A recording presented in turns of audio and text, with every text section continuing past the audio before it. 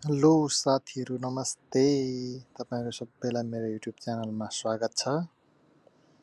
आज चाहिँ मैले काठमाडौँबाट 35 किलोमिटर दूरीमा रहेको झन्डै 35 किलोमिटर दूरीमा रहेको मकवानपुर जिल्लामा अवस्थित कुलेखानी ड्याम घुम्न गएको भिडियो समावेश गरेको छु। सबैजनाले यो भिडियो हेरेर प्रतिक्रिया दिनु होला।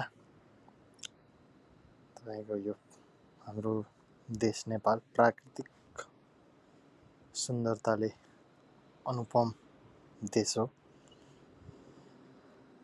हाम्रो यहाँको हिमाल ताल तराइया झरना खोलाले नेपालको मात्र नभई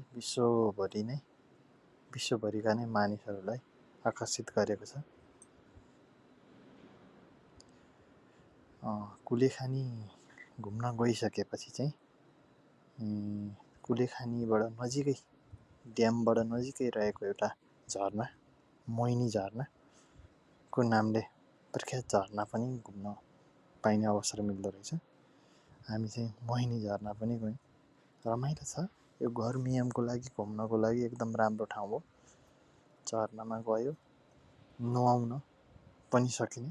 अलि चिसो अहिले गर्मी भएको हुनाले त्यहाँ गएपछि चाहिँ चिसो आनन्द फिल हुनुका साथै रमाइलो हुन्छ। तपाईहरुले देख्न सक्नुहुन्छ। मैले यो झरनाको भिडियोहरू गरेर हजुरहरूलाई देखाइरहेको छु।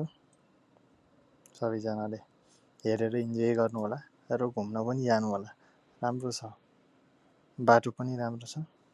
सबैजनाले मेरो च्यानललाई सब्स्क्राइब गरिदिनु होला, भिडियो लाइक गरिदिनु होला है त।